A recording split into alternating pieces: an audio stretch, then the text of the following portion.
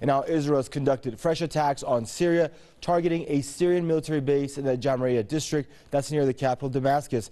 Now, there are conflicting reports about whether the attack was launched using airstrikes or surface-to-surface missiles. Our correspondent in Damascus, Mohamad Ali, has more.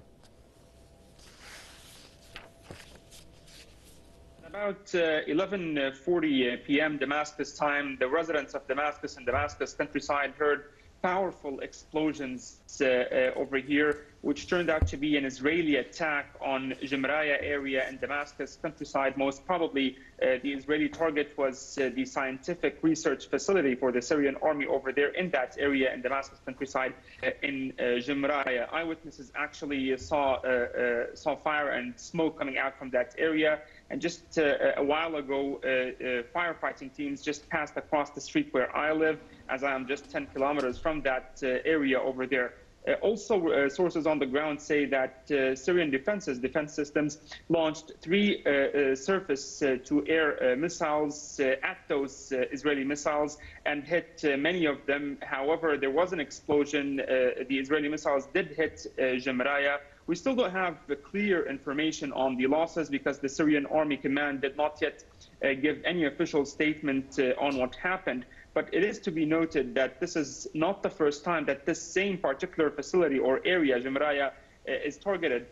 Back in May 2013, Israel also attacked this same facility. And also we can point out that just about 2 to 3 days ago, there was also an Israeli attack on Damascus countryside on another area between Al-Kiswa and Sahnaya on a Syrian army facility.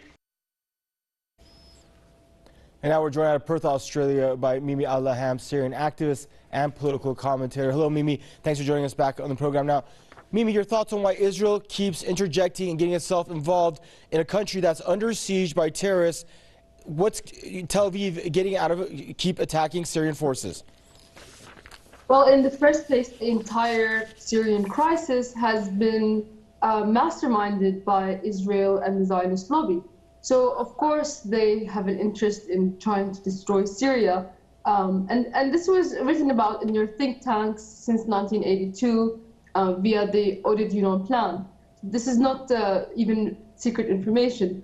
But because Syria has been able to deflect this attack and has since then defeated ISIS and is about to also defeat Al-Qaeda and the Kurdish autonomy play of balkanizing Syria, Israel has become afraid.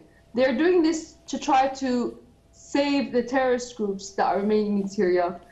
They're trying to harass Syria in any which way they can because they know that inevitably, once the war in Syria is over, the sights are going to be turned on Israel.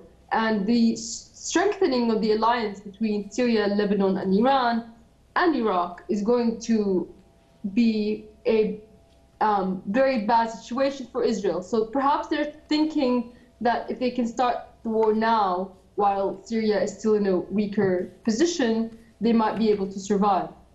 Interesting, and thank you for joining us for your input. Mrs. Mimi Al-Laham, Syrian activist and political leader, joining us out of Perth, Australia.